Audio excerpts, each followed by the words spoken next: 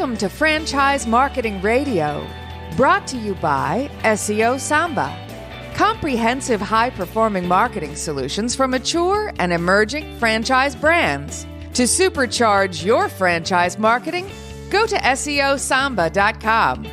That's SEOSAMBA.com. Welcome to Franchise Marketing Radio. Lee Cantor and Stone Payton here with you this afternoon. Today's episode is brought to you in part by the Business RadioX Studio Partner Program, equipping franchisors to help franchisees dominate their local market. To learn more about serving your market and growing your business, go to mybrxstudio.com. Lee, this is going to be a fantastic segment. Please join me in welcoming to the broadcast President with Cousin Subs, Mr. Jason Westhoff. How are you, Jason? I'm great, guys. Thanks for having me. Well, Jason, before we get too far into things, can you tell us a little bit about Cousin Subs? How did it start, and what makes you guys special? Sure. Yeah, that's a good question. A lot of people ask. Cousin Subs was founded in 1972, so we're approaching our 50th year of business. Founded by a gentleman named William Specht, who is still our chairman of the board, and his cousin. So that's actually how it got its name. Bill, our founder, he was a New Jersey native, was in the military, settled in Wisconsin, and basically got to the point where he was missing his East Coast subs. Decided to fill that void by not just making them for himself, but opening his first Cousin Subs. And right now we're about a 100-unit chain. We own corporately 28 units, and it's his legacy that we continue to carry forward. But we have some indulgent products, anywhere from your typical turkey to a cheesesteak to some varying items that most people don't have, that cheese curds, which is a requirement in Wisconsin, fries and shakes. So a little bit of everything for everybody's palate. Now, can you talk about how it kind of evolved from just being the founders' sub shops to, hey, you know what, maybe we should franchise this and get other people involved? Yeah, through the course of business, through the 80s and the early 90s, they had built a system up to quite a few units, to the point where it was a little bit more difficult to manage as a system, owning all of the stores and operating the stores yourself. Franchising was really taking off at that point as well. You know, the founders were looking to cash in on some of the equity that they built up in the brand. And they had a number of corporate employees who were interested in being franchisees. So it actually was a really nice way for the owners to pay back the employees that helped them build the business and allow them to become franchisees. And many of those franchisees are still with us today. They're boomers, and they may be looking at their next steps in life soon, which is going to be interesting because we've actually gotten to the point where we've acquired stores back. So it's, the ebbs and flows in franchising. So now, how are you counseling the franchisees how to kind of deal with the situation we have right now with COVID-19? Yeah, that's a great question. It was, we didn't have the textbook like many people out there, so we've kind of taken it day by day. But I think the biggest thing that we did was to ensure that we were supplying one source of communication, and that became me. I kind of took over the ship for all communication. We turned down any communications that were non-essential immediately. We made sure that all of our communications that had any value to anybody to be able to move forward with their day and to move forward into tomorrow, that those items were forwarded to me, funneled to me, and then I would put them out in a once or twice a day communication. So then the owners knew exactly who to look for and where that information was coming from. And then we also took the steps to make sure that we were interpreting everything that was going on with the sick leave changes and the FMLA changes, and then also with what was going on with the CARES Act as well. So, spending a very significant amount of our time getting ourselves educated so our franchisees didn't necessarily have to do the same amount of diligence, and then funneling that information to them in the pieces that were relevant to restaurant operators. Now, prior to this, was Cousins good at kind of curbside and delivery? Oh, that's a great question. 3 years ago, we endeavored in putting in a centralized POS platform and back office platform that we 100% manage corporately. And that was one of the best decisions we've ever made, because what it allowed us to do is, we were not a curbside brand. We implemented curbside in 3 days. We were able to leverage our current technology platform to do that. We have a strong number of people who've worked in other concepts where those concepts actually had curbside, so we're familiar with what it looked like and how it should feel. So that piece was easy. It was easier for us to do than a lot of other brands are probably seeing. The delivery, we had already engaged with third-party delivery over a year ago, so that was something that we were going down the path. Having significant delivery in our business already with Jimmy John's, that was a niche that we knew we needed to fill if we were going to remain competitive from that standpoint to be able to attract those guests. So we originally had our own delivery programs, and then we moved forward with DoorDash as a partner last year. And so I think there were just a lot of opportunities for us that we already had we kind of already had our toes in the water on that allowed us to max that out. Now, has there been any kind of feedback from the local owners in terms of the importance of, hey, what would have been great is if we had email lists and ways to communicate with the group of people that are around my location in order to really let them know that, hey, support us if you want us to stick around, like to create kind of those systems to help the local person really leverage their community. Yeah, it's a very good point you bring up. A lot of what we do for our local store marketing involves a local Facebook page for each of the individual stores. And those are Facebook pages that we assist managing. Otherwise, the owner manages as well, and we just verify the content is appropriate. So that's kind of the grassroots piece that's always been going on with our brand, which is great. And those that do it really well, you can see the differences. Certainly their sales volumes have not dropped to the levels that others where they're not that active have. But everything we're doing also from a marketing standpoint, we totally changed how we were marketing. We took our marketing away from places where people were no longer seeing it and started funneling it towards people where we knew they were going to be, using streaming media. So going on top of streaming media, making sure that we were utilizing each of the individual pieces we had in place. So we rolled out a loyalty app last year. And one of the unintended byproducts of what we're seeing right now is a large spike in people joining our loyalty app. We're offering a free sub with anybody who joins right now, and that allows us also to market through that avenue. And then we've also had what we call the Fresh Baked News, which has been a fan club, or basically a club that is email based. So we do a lot of different marketing at the local level for those guests who want it, and for those guests who don't want it, we're also doing we're doing marketing in places where they can find us now. Now, are you able to help the local owner kind of get the most out of the relationships that they have maybe with vendors or suppliers or partners in the local market to really work together to, so that you can help each other? And maybe from the franchisor level, you're able to kind of lean on some of your suppliers and vendors to have them help the local person as well. Yeah, absolutely. So there are two big things, I think, from us from a supplier standpoint.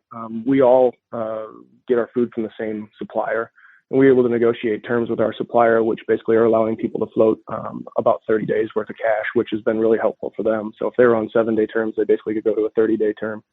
And then the second thing is working with our POS vendor. So in POS, there's costs because these are all software as service. We've got platforms. We've got the POS, we've got the credit card terminals themselves. We've got, 3 or 4 different other expenses that are all tied in with specific vendors. And so we had an opportunity there to try and plus that out, which we've been able to help alleviate some of those fees for our franchise system. Having been a former franchisee in the Pizza Hut and the Applebee's systems, I realized the value of what a good franchisor can bring to the table, and really focusing on bottom line initiatives instead of top line initiatives. Making sure that if it's going to grow the bottom line, that it actually is to the benefit for everybody to do it, and then focusing how you can move those initiatives forward. So in this time, cash preservation is the priority. And if you can preserve your cash and project your cash over the next 90 days, anything that we can do to assist that, we're trying to step forward in every manner we can.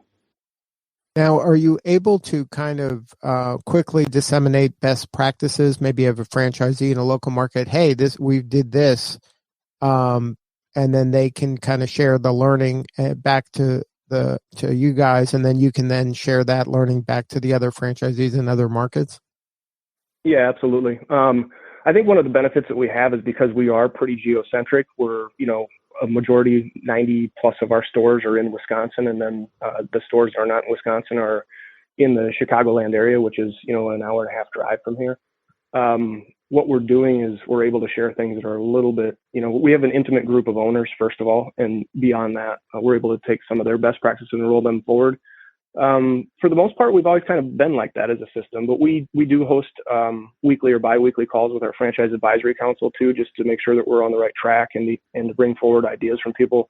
But I think for the most part, the individual franchisees also have their own subsets of franchisees out there where they share information.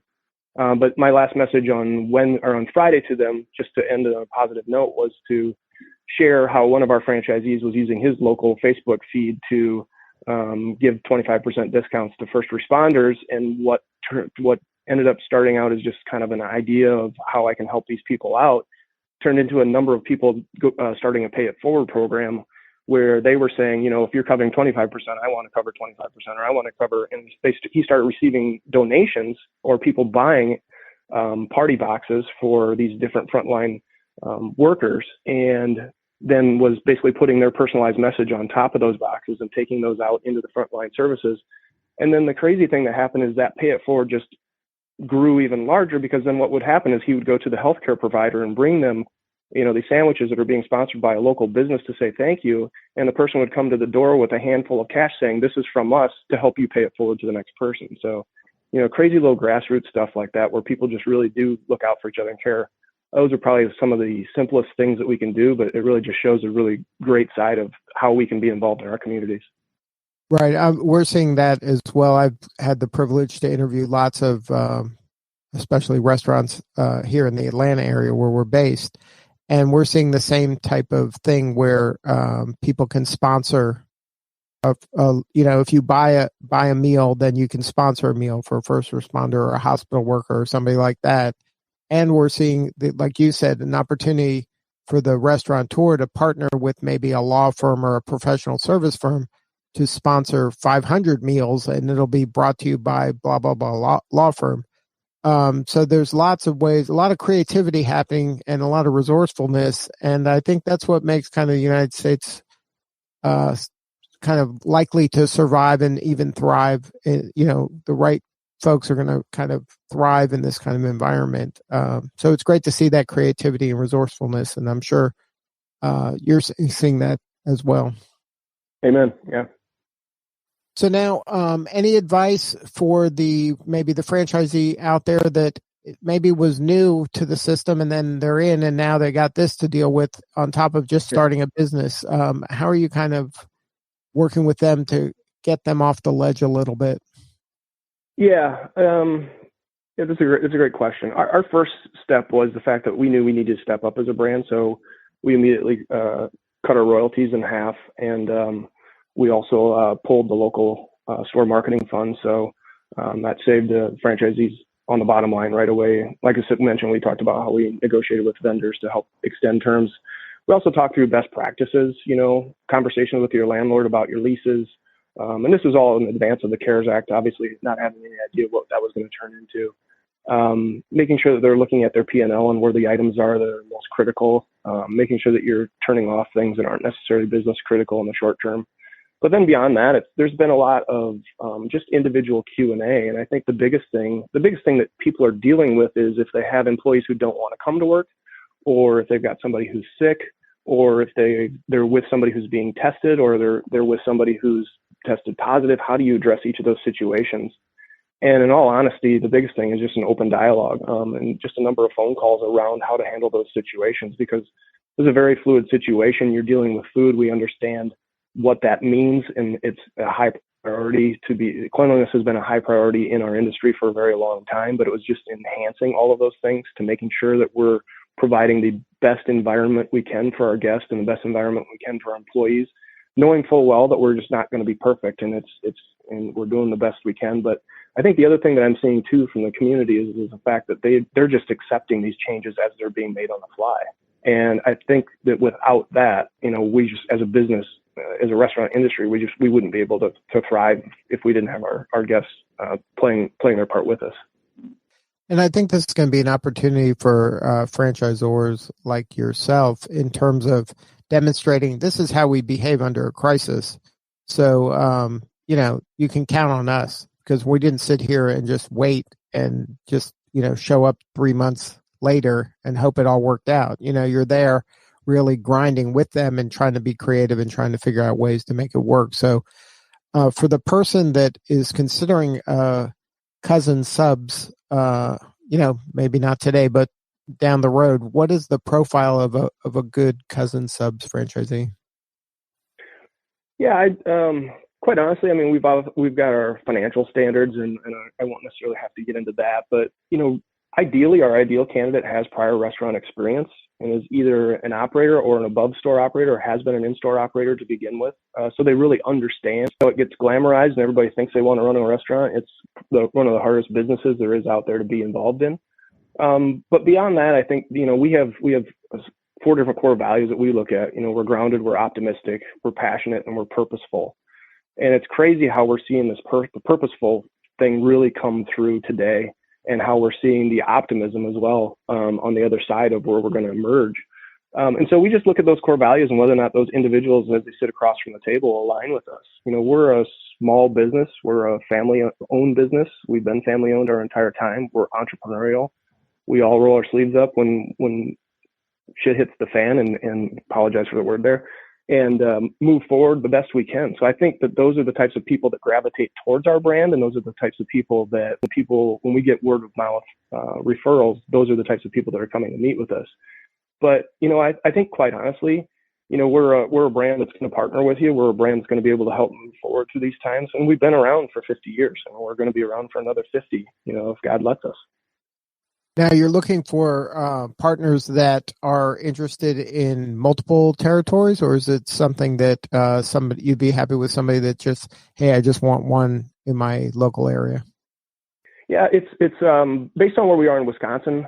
There are individual opportunities, but I think for the most part, we're looking for that 3 to 5 system owner. I think there's a real value to having multiple stores. Certainly, one of the biggest things you run into is taking COVID out of the equation is if you have construction at one of your stores, how can you absorb that? The best way to absorb that is to have other stores. So yeah, probably looking for that 3 to 5 store owner. But if people want to be larger than that, certainly our group down in Chicago is a much larger deal than that. So, but I think we've got opportunities still within the state of Wisconsin, and then we've got opportunities around in and around the Chicagoland area to do some more. And that could come in any varying form. We've got large franchisees, and then we've got single unit operators too. So good stuff. Well, Jason, thank you so much for sharing your story. If somebody wanted to learn more, can you share the website coordinates for potential franchisees and or just somebody who's hungry? Yeah, absolutely. Well, you can go to cousinsubs.com anytime you'd like to. And basically from there, you can flow through to any one of the individual pages that you're looking at to be an investor, or if you'd like to order, if you'd just like to know a little bit more about our brand, see our cuisine. It's a great website. Otherwise, download our app, Cousin Subs app, and you can do the same. Good stuff. Well, thank you again for sharing your story, and best of luck. I appreciate it, Lee. Thank you for your time. All right. This is Lee Cantor for Stone Payton. We will see you all next time on Franchise Marketing Radio.